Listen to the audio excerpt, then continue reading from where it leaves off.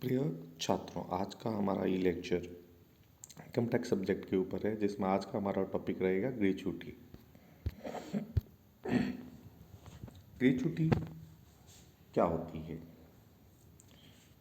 Employee employer को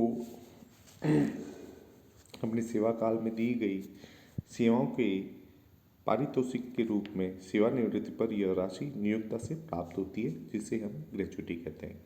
यानी कि कर्मचारी द्वारा नियोक्ता के यहाँ पर काम करने के बदले में उसके रिटायरमेंट पर नियोक्ता द्वारा उसको पारितोषिक के तौर पर जो अमाउंट दिया जाता है उसे ही हम ग्रेच्युटी कहेंगे।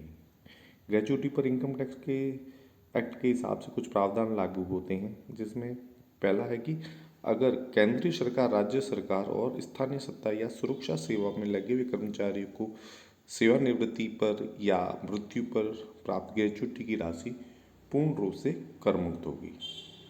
इसके अलावा जो भी कर्मचारी अन्य समस्त कर्मचारियों के लिए ग्रेच्युटी की सीमा एक सीमा तक कर मुक्त होगी और उसके बाद उसके ऊपर उसको टैक्स देना होगा।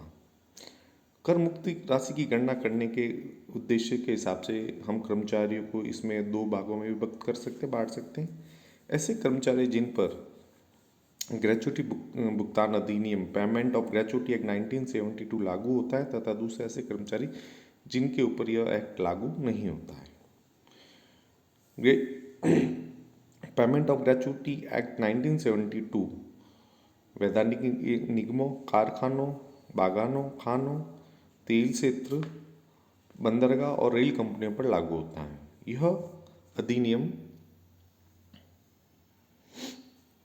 ऐसे व्यापारिक प्रतिष्ठानों पर भी लागू होगा जहां 10 से अधिक कर्मचारी काम करते हो।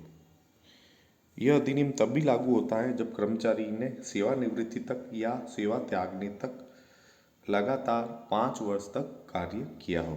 मगर अगर कर्मचारी की मृत्यु हो जाती है या कार्य करने के लिए वह अयोग्य हो जाता है, तो उस कंडीशन में 5 वर्ष का प्रतिबंध लागू नहीं रहेगा।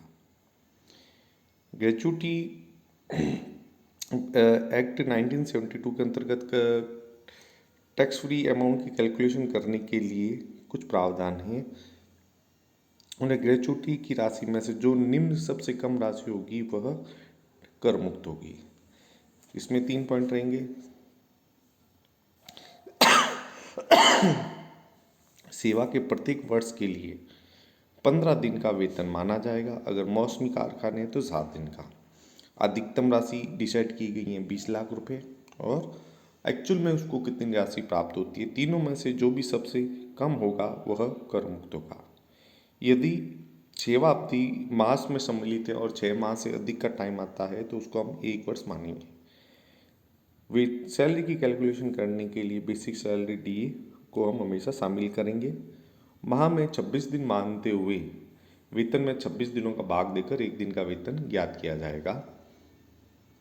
मौसमी कारखानों की दशा में 7 दिनों की गणना की जाएगी। इस प्रकार अगर हम सैलरी ऑफ लास्ट मंथ निकालने के लिए हमें क्या फॉर्मूला रहेगा? Salary of last month multiply 15 upon 26 multiply service period in the year. ये तो हुआ ग्रेच्युटी एक्ट जिनके ऊपर लागू होता है। ऐसे कर्मचारी जिनके ऊपर ग्रेच्युटी एक्ट लागू नहीं होता, उनके लिए क्या राशि कर मुक्त होगी? उसके लिए भी 3 कैलकुलेशन रहेगी। एक्चुअल में उसको कितनी राशि मिली है, दूसरा अधिकतम कर मुक्त राशि 20 लाख रुपए, और प्रत्येक 1 वर्ष पूर्ण करने के लिए आधे माह का औसत वेतन। इन तीनों में से जो भी सबसे कम होगा वह कर मुक्त होगी। तो ये है ग्रेच्युटी, जो कि एक कर्मचारी को अपने नियोक्ता के यहाँ सेवा काल के दौरान अच्छी सेवा करने के बाद उसके रिटायरमेंट के ऊपर नियोक्ता द्वारा पारितोषिक के रूप में जो भी राशि दी जाएगी उसे हम ग्रेच्युटी कहेंगे। ग्रेच्युटी के लिए इनकम टैक्स में जो प्रावधान है कि केंद्र सरकार, राज्य सरकार, स्थानीय लोकल बॉडीज में लगे हुए कर्मचारी को जो भी ग्रेच्युटी की राशि मिलेगी वो टैक्स फ्री होगी, और इसके अलावा जो कर्मचारी है उसके ऊपर प्रावधान लागू होंगे ग्रेच्युटी एक्ट 1972। इसमें 2 कैटेगरी बनाई जाएगी, जिनके ऊपर एक्ट लागू होता है और जिनके ऊपर एक्ट लागू नहीं होगा उनके लिए कैसे कैलकुलेशन। जिनके ऊपर एक्ट लागू होगा उसमें प्रत्येक 15 दिन वर्ष के लिए 15 दिन का वेतन की हम कैलकुलेशन करेंगे। 20 लाख अधिकतम राशि है और एक्चुअल राशि जो उसको मिली है तीनों में से जो सबसे कम राशि होगी वह टैक्स फ्री होगी। और जिनके ऊपर यह एक्ट लागू नहीं होगा उसके लिए 20 लाख रुपये मैक्सिमम एक्चुअल में प्राप्त राशि और प्रत्येक 1 वर्ष पूर्ण कर के लिए आधे माह का औसत वेतन और सर्विस पीरियड के हिसाब से कैलकुलेशन करके हम देखेंगे जो भी अमाउंट आएगा सबसे कम होगा वो कर मुक्त होगा। तो ये था ग्रेचुटी। धन्यवाद।